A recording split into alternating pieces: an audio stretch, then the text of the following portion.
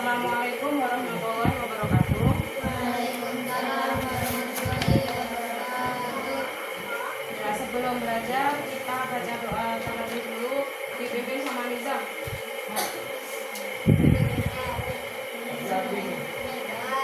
Mulai. Bismillahirrahmanirrahim.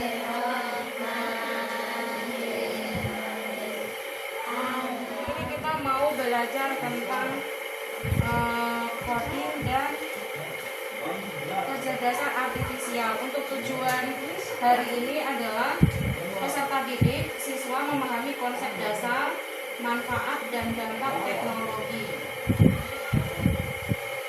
Anak-anak sebelumnya udah tahu belum tentang berpikir komputasional? Berpikir komputasional apa? Tebak aja, coba. Siapa yang berani?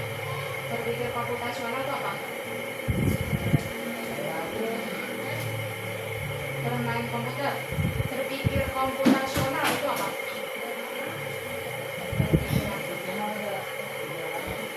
Berpikir komputer.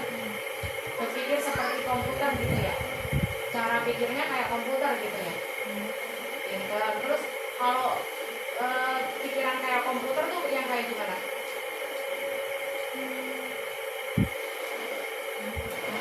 Komputer tuh yang kayak, kalau komputer kerjanya kayak gimana sih?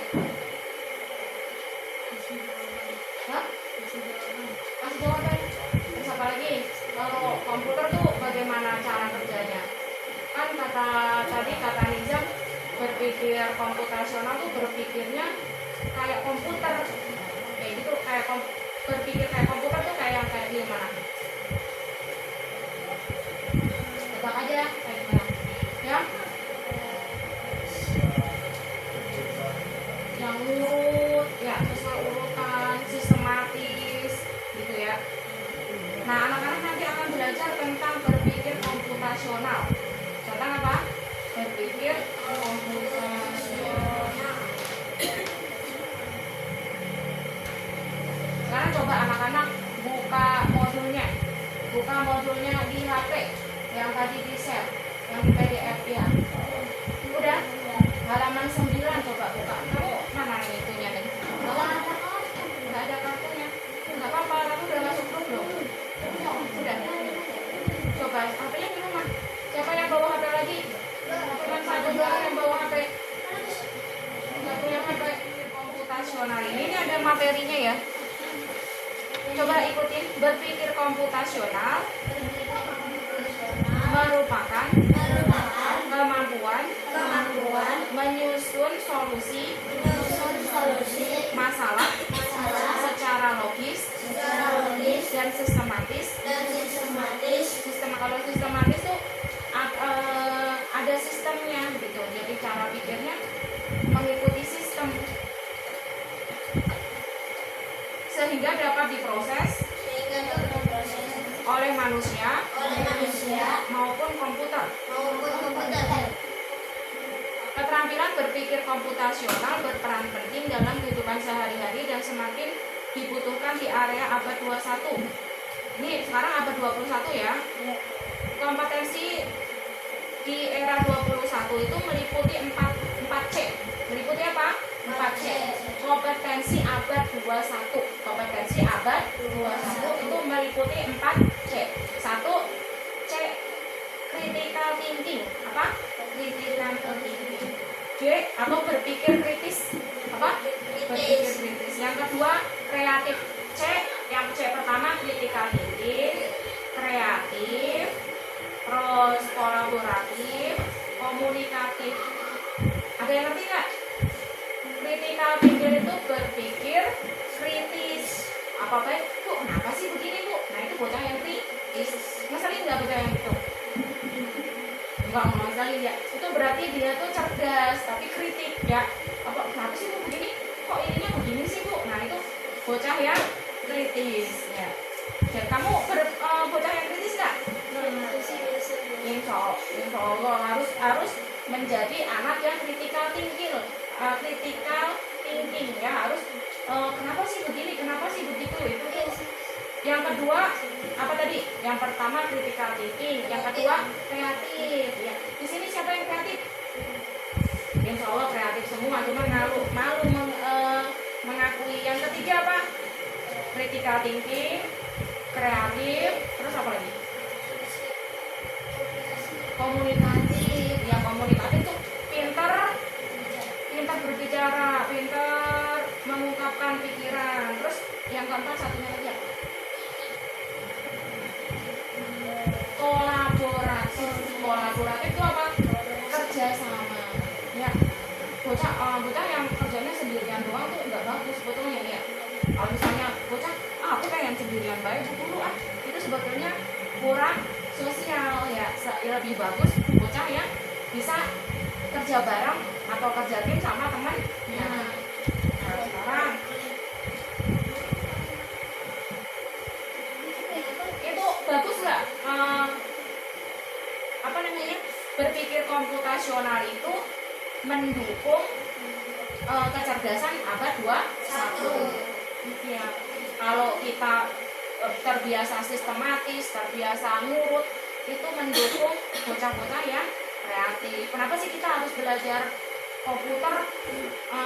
Soalnya dulu anak kelas dulu tuh orang-orang Cina itu dari anak-anak SD udah diajarin tentang coding dan kecerdasan artifisial, meskipun nggak diajarin coding beneran coding, tapi kayak diajarin mainan dulu yang kayak coding. Sekarang bagaimana ininya?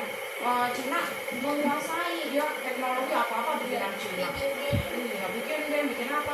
Ntar kamu mau nggak seperti itu? Mau ada yang mau jadi yang programmer? Pengen jadi programmer ya. Nanti SMP, SMA-nya anak-anak akan belajar tentang coding dan kecerdasan artifisial lebih dalam lagi. Di SMA mungkin bisa diajarin tentang coding, beneran coding. Kalau sekarang ini kita coding main-mainan, ya. Ngerti? Nah, sekarang prinsip berpikir komputasional mencakup 4 prinsip berpikir komputasional. 1. Dekomposisi. Apa 1? Dekomposisi itu memecah dari yang besar, dipecah-pecah menjadi permasalahan yang kecil. Misalnya apa kamu? Misalnya besok aku mau piknik ke Jogja misalnya. Nah, apa aja yang dibutuhin? Oh, aku butuh peralatan makan, aku butuh peralatan mandi, aku butuh peralatan makan. Makanan butuh kan kalau mau piknik ya. Aku butuh baju, gitu kan disiapin. Nah, itu dari masalah besar dibagi menjadi hal-hal yang kecil, namanya dekomposisi. Namanya apa? Dekomposisi. Berpikir komputasional itu salah satunya kamu harus bisa memecah masalah yang besar menjadi masalah kecil. Yang kedua, pengenalan pola. Jadi komputer itu mengenal pola. Misalnya anak-anak misalnya AI nih, ya. Anak-anak misalnya bukan AI. Misalnya di YouTube, anak-anak misalnya suka nonton musik, nanti keluarnya akan musik lagi. Itu karena apa? Pengenalan pola. Jadi komputer itu mengenal yang kamu suka. Oh, dia ini nonton ini, berarti aku akan kasih ini lagi gitu. Ya. Satu tadi apa? Prinsip berpikir komputasional yang pertama dekomposisi, yang kedua pengenalan pola, ya. Yang ketiga abstraksi itu mampu membedakan antara yang penting dan yang tidak penting. Contohnya kamu merangkum misalnya, oh ini yang penting, ini yang enggak penting. Atau enggak, kamu kalau mau ke Jogja berarti aku nggak perlu bawa misalnya nggak perlu bawa bedak banyak misalnya kalau anak yang cewek ya.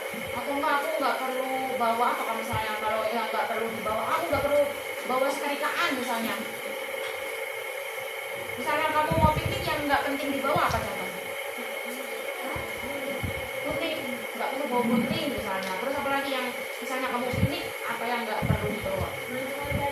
Gantungan baju nggak perlu, nanti misalnya mau ke hotel ada gantungan baju. Nah, terus apa lagi? Sepatu? Sepatu. Minyak wangi apa minyak goreng? bawa minyak goreng, ya di sana mau masak-masak, ya kita mau piknik. Terus apa lagi kira-kira? Pisau, nggak perlu bawa pisau, ya. Terus berpikir algoritma, berpikir algoritma itu contohnya. Kamu tuh yang paling banyak disuka apa gitu, misalnya kayak tadi, kalau yang pola tadi misalnya hari ini hari apa? Hari Rabu. Berarti kamu nanti mau apa namanya, les lagi, belajar lagi tentang topik hari Rabu lagi, kayak gitu tuh namanya pengulangan kok. Kalau algoritma, kalau berpikir algoritma itu, kamu misalnya sukanya misalnya hari ini yang disukai orang-orang ini tentang yang viral apa, nah itu tuh algoritma. Jadi komputer itu mempelajari yang paling disukai orang sekarang tuh apa. Termasuk kamu juga kalau di YouTube kamu nonton ini, besoknya lagi nonton ini, ntar YouTube akan memberikan memberikan apa itu saran untuk ditonton itu akan sesuai yang kamu suka. Nah, sekarang kamu resume apa yang Bu Guru sampaikan tadi. Itu tadi apa? Tadi apa namanya? Prinsip berpikir komputasional. Sekarang satu lagi nih. Apa kegunaan kita berpikir komputasional? Anak-anak kenapa sih sama pemerintah disuruh berpikir sesuai kayak komputer itu kenapa? Satu, kenapa? Biar apa?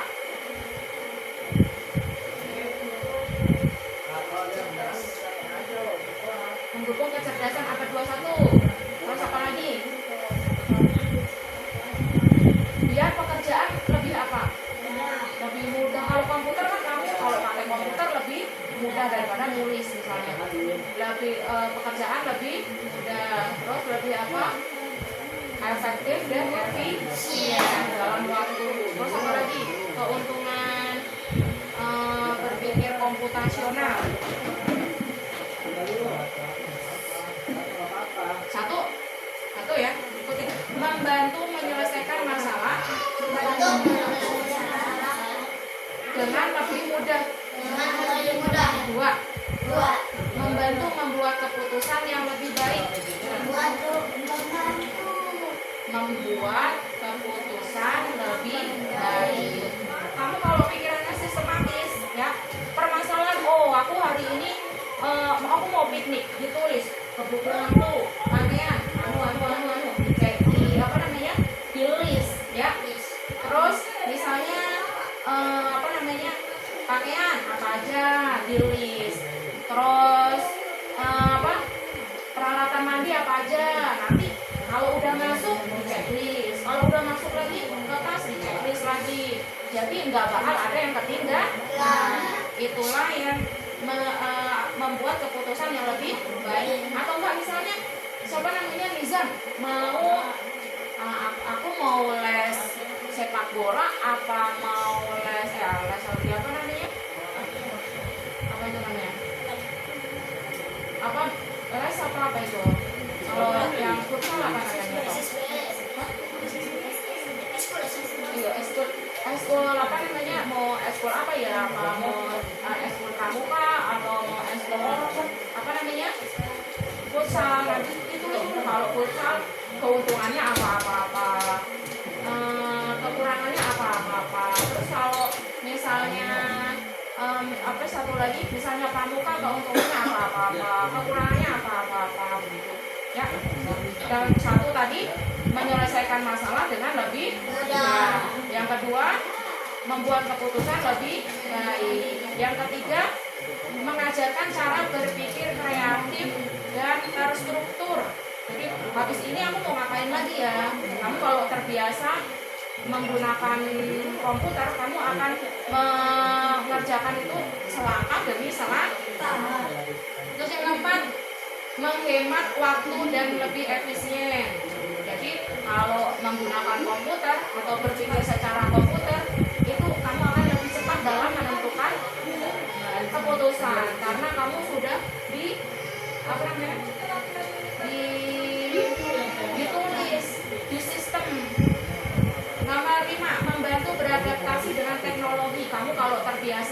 berpikir komputasional atau menggunakan komputer, kamu akan mengikuti teknologi zaman sekarang. Apa-apa serba teknologi, apa-apa HP, apa-apa komputer. Anak-anak juga kalau kerja butuh nanti.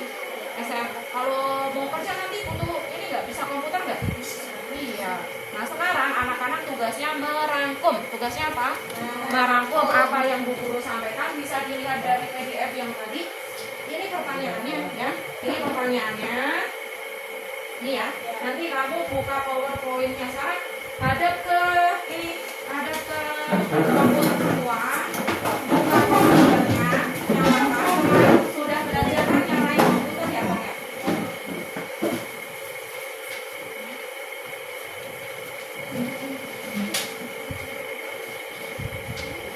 Itu pertanyaannya ada di situ ya, yang warna pink ya, pertanyaannya ya.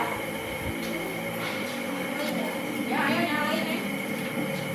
Udah.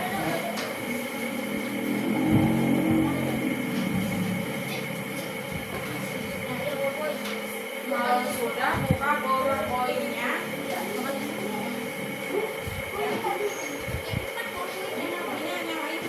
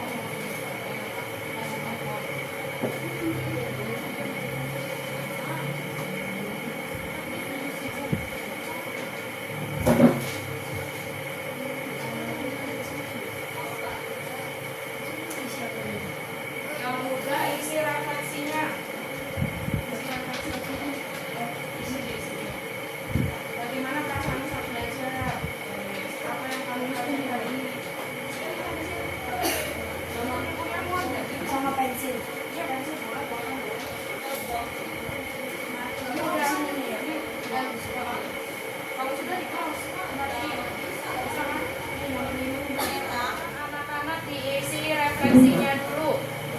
Udah diisi? Sudah. Nah, kalau sudah sekarang coba Bu Guru tanya lagi. Tadi berpikir komputasional tadi apa ya? Berpikir komputasional membawa kemampuan riset solusi masalah secara logis dan sistematis sehingga dapat diperoleh oleh manusia maupun komputer. Iya, berpikir yang logis dan sistematis sehingga dapat digunakan oleh manusia maupun komputer. Nah, sekarang coba berpikir komputasional ini mendukung dari keterampilan abad 21. Apa 4C itu keterampilan abad 21 apa aja? 1. Critical thinking. Critical thinking. 2. Kreatif. Kreatif. 3. Komunikatif. Komunikatif. 4. Kolaborasi. Pinter. Sebutkan 4 prinsip berpikir komputasional. 1 apa? Dekomposisi. Dekomposisi. 2. Pengenalan pola. Pengenalan pola. 3. Abstraksi. Abstraksi. 4. Berpikir algoritma. Berpikir algoritma. Dekomposisi itu apa? Dekomposisi itu apa? Mecahin masalah besar menjadi masalah kecil. Terus abstraksi apa? Memilah yang